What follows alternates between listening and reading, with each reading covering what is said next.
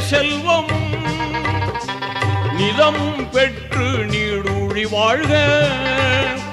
ஆண்டவன் அருளால் குழந்தைகள் ஈன்று அறமாய் நபி வழி நடந்து வாழ்க. வல்லவன் அருளால் நல்லறம் பேணி, வல்லவன் அருளால் நல்லறம் பேணி வாழ்க வாழ்கவே வாழ்கவே. வளமாய் நலமாய் மணமக்கள் நூறாண்டு வாழ்க வாழ்கவே வாழ்கவே.